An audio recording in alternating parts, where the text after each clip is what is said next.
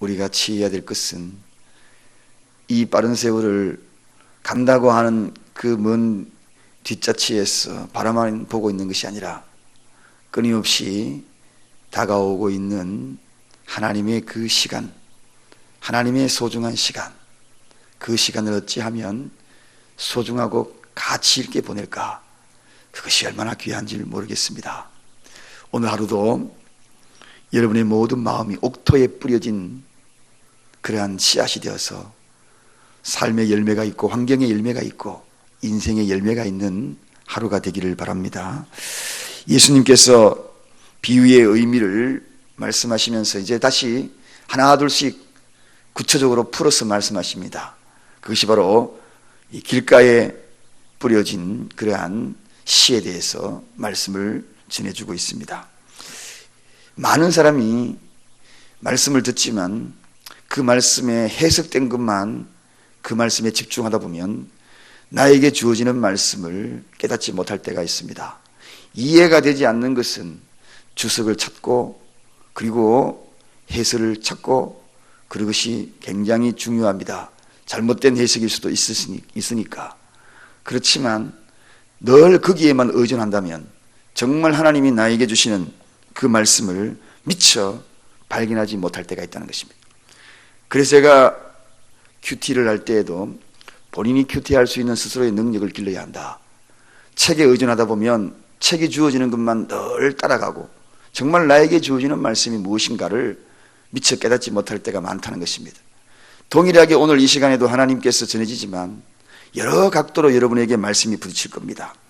그래서 성경을 대할 때에 깊이 그리고 넓게 높이 제한적일 그러한 것에서 벗어나기 위하여서는 가급적이면 이 묵상에 대해서 곰곰이 홀로 생각하는 그 시간이 참 중요하다는 것입니다. 그래서 저도 사실 그렇잖아요. 늘 묵상되어지지 않는 말씀으로 깨닫지 않는 말씀으로 제가 깨닫지 않는 말씀으로 주석에만 의존한다면 여러분들에게 감동이 다가오지 않을 겁니다. 너무 딱딱할 겁니다. 그러나 제가 느껴지고 제가 피부로 막 느끼는 걸 이야기하면 아 그렇구나 하고 공감대가 쫙 이렇게 형성이 될 수도 있다는 이야기죠. 그래서 옳거니 하고 생각이 공유가 될 겁니다. 오늘 이 시간에도 여러분 이 말씀, 이 씨 뿌리는 이 길가에 이 현장으로 여러분이 각기 한번 가보자는 이야기입니다. 이 길가가 어디겠는가 한번 생각해 보자는. 어떤 사람은 사람들이 많이 다니는 오늘 그런 데가 이제 길가라고 이야기할 수 있을 것이고요. 제가 이 말씀을 묵상해 보면서 이 길가가 어딜까 하고 생각해 보니까 이 밭이라 그랬잖아요. 그냥 사람 다니는 일반적으로 보편적인 이 도로 옆으로 도로 여기다가 씨를 뿌리는 어리석은 사람이 어디에 있겠습니까? 그러지는 않았을 거라는 거죠. 그럼 이 길가가 어딜까? 밭 중에서도 밭 일항이 있고 씨 뿌리는 데가 있지 않을까? 우리가 시골에서 농사를 지어보면 알지만 이 밭 일항을 쭉 그렇게 거루어서 씨를 뿌린 데는 이렇게 오목하게 이렇게 합니다. 복닥복닥하게 하고. 그리고 사람이 다니는 밭 일항 사이, 그 일항 사이는 밟아도 거기는 씨가 없어요. 그렇잖아요. 거기가 계속 왔다 갔다 하거든요. 그 왔다 갔다 하는 그곳이, 그 장소가 길가가 아닐까. 제 나름대로 그렇게 생각해 봅니다. 씨 뿌리면서 그쪽으로 이렇게 쭉 뿌리는 사람이 없잖아요.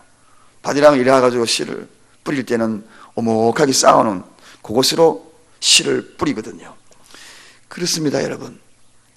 여러분은 길가가 어디라고 생각합니까? 오늘 예수님은 이 길가에 대한 표현을 하면서 어찌되었든 간에 사람이 많이 다니는 장소, 그 장소, 거기에 뿌려지면 그 씨가 과연 어떻게 되겠는가? 그렇게 이야기합니다. 그런데 중요한 것은 이 씨가 뭐냐는 겁니다. 오늘 본문에 이 씨는 곧 말씀이라 그렇게 이야기하거든요. 이 씨는 곧 말씀이라. 여러분, 이 씨가 말씀이래요. 그래서 이 말씀을 받는 우리의 심령이 길가가 되어서 되겠느냐 하는 것입니다. 그냥 우리가 먹고 마시는 그 씨앗은 내년에 다시 사람이 다니는 밭이랑은요, 소를 끌거나 트랙터로 하면은 다 갈아엎쳐버리면 내년에 어떻게 됩니까? 여기가 또 바디랑이 되고 저기가 또 길가가 되고 이게 뿌리는 자리가 되고 이게 수시로 변할 수 있습니다. 씨앗은 일반적인 보편적인 씨앗은 그런데 이게 지금 말씀이라는 겁니다. 하나님 말씀을 받는데 길가에 뿌려져서 완고하고 완악하고 그렇게 해서 새들이 와서 쪼아서 먹어버리면 되겠는가? 여기는 저는 오늘 이 말씀에 대해서 두 가지 방향으로 한번 생각해 봅니다. 우리 기존에 있는 모든 사람들, 저와 여러분들이 신앙생활 잘하는 사람들도 이 말씀을 받을 때의 자세가 길가가 될 수 있다는 것. 또 다른 한편으로는 복음을 모르는 자들, 그들에게는 또 이 말씀이 복음이 될 수 있다는 것. 두 가지 차원. 자, 오늘 우리가 먼저 생각할 것은 신앙생활 잘하는 사람에게 이 말씀이 떨어질 때 우리가 어떻게 받아들여요? 오늘 하나님의 말씀이 이 시간에 떨어질 때 어떻게 받아들이겠습니까? 정말 여러분, 내 마음에 길가에 어리석게도 그 사람이 왔다 갔다 하는 그 밟고 다니는데 그런데 뿌리겠어요? 그런데 내 밭이 되어서 되겠습니까? 그래서 우리가 말씀에 집중하는 이유가 거기에 있는 거죠. 말씀에 집중하는 것이 뭔가? 이게 다른 게 아닙니다. 이게 바로 북닥북닥하게 옥토예요. 옥토. 말씀이 집중하는 것에 떨어지면 이 말씀의 능력이 참 이상해요. 여러분, 옥토에는요 떨어지면 이상하게 거기에는 싹이 나요. 싹이 나요. 기름진 곳에 떨어지면 산삼이에요. 거기에 누가 와가지고 막 일구고 그런 거 아니거든요.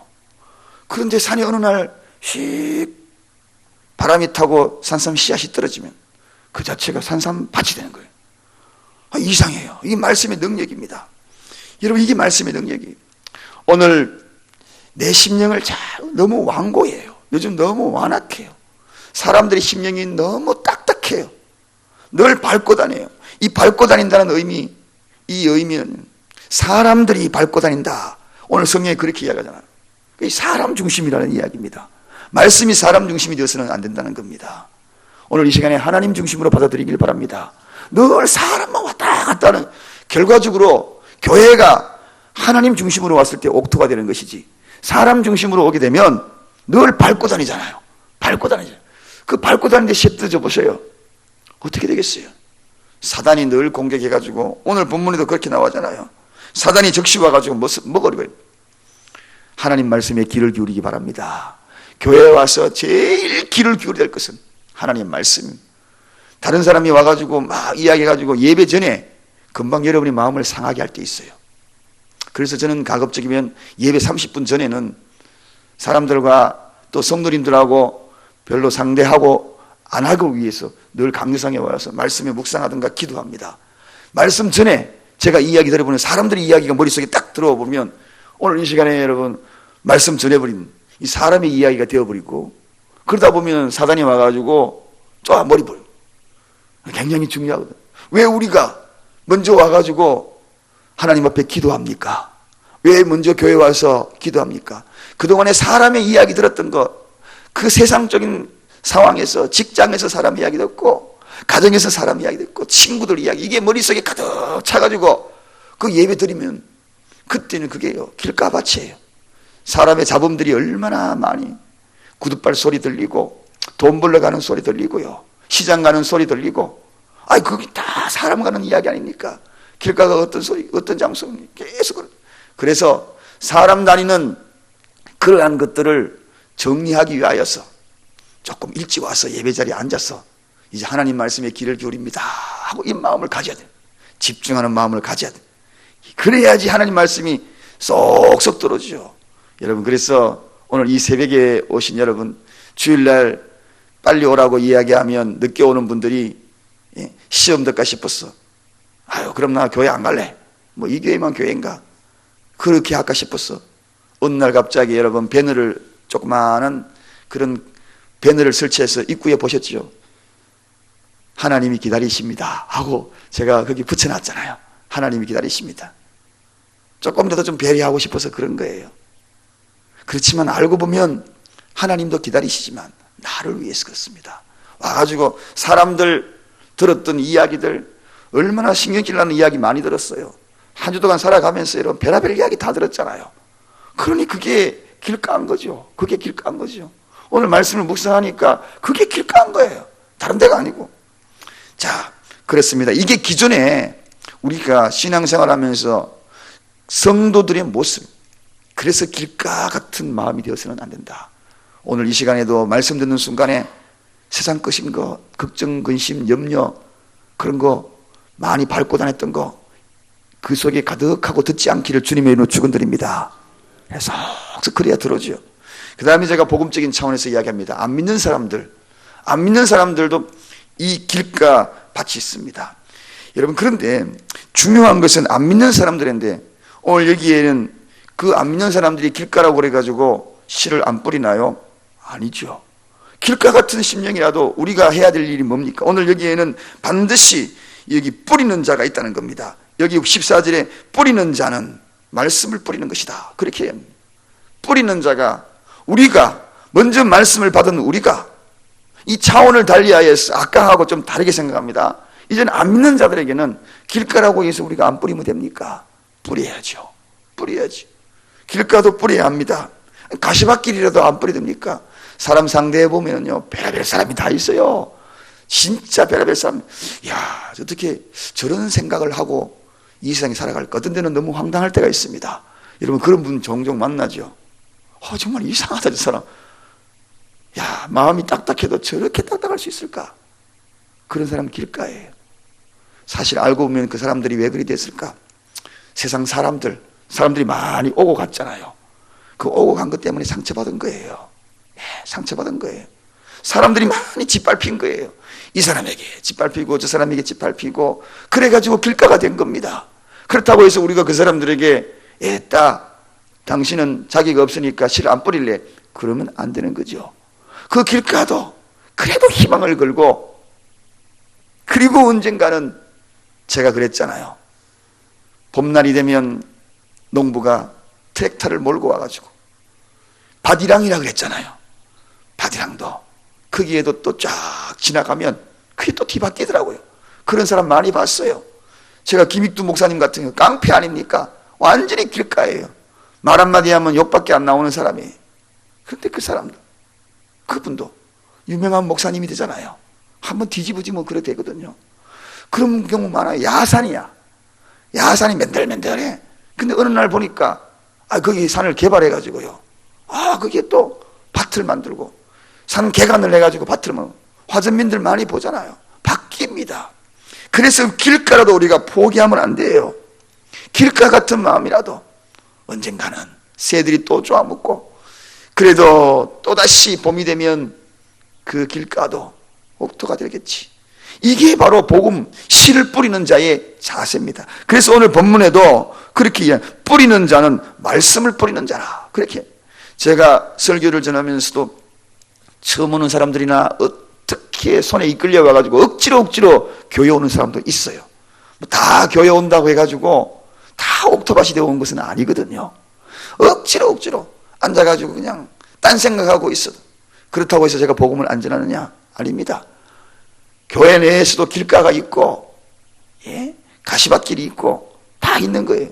동일하게 똑같이 언젠가는 여러분들 그러잖아요. 복음을 전하면서 내 자식이, 내 남편이 가보면 완전히 길가야. 그런데 알고 보면은 여러 가지 사람들이 나와서 교회가 어떻더라, 믿는 사람이 어떻더라, 이런 거 사람들 이야기가 머릿속에 꽉 차요. 제가 어제 그랬지요. 오후 설교 때 말씀을 드렸습니다. 안 믿는 사람들은 하나님을 누구라고 바라보고 믿는가? 믿는 사람을 바라보고 믿어요. 우리 믿는 사람은 하나님을 바라보고 믿지만, 안 믿는 사람의 기준은 오직 예수 믿는 사람들. 그래서 그들이 많은 상처를 받은 거예요. 목사에게 상처받고, 아이고 목사가 왜 세상에 저렇게, 중직자들에게 상처받고, 그래가지고 그래서 상처받아서 사람들이 상처받았어 그래요. 언젠가는 깨닫게 되면 다 돌아옵니다, 여러분. 그래서 우리는 끊임없이 해야 될 일, 우리가 해야 될 일은 길가도 뿌리는 거예요. 길가도. 이게 씨 뿌리는 자. 그래서 오늘 성경에는 그냥 먹고 사는 씨라고 이야기하지 않지 않습니까? 이게 뭐라고요? 말씀이라고 그랬잖아요. 말씀이기 때문에 계속 뿌리는 거죠. 말씀이기 때문에. 예수님이 최초의 씨 뿌리는 자였습니다. 복음을 뿌리는 자였어요. 이 복음을 뿌리는 자, 12명 제자에게 그 사명을 주었습니다. 복음을 뿌리라고. 그 다음에 흘러 오늘 이 자리에 있는 저와 여러분들에게 복음을 뿌리는, 씨 뿌리는 자가 된 겁니다. 우리가 씨 뿌리는 자가 되어야 합니다. 어떤 사람은 그냥 자기 고가리만 가득 차놓고 나만 말씀을 가지 죄야 안 돼요. 우리 모두에게 씨 뿌리는 자의 사명을 준 거예요. 저도 여러분들에게도 누구도 다 씨 뿌리는 자가 돼요.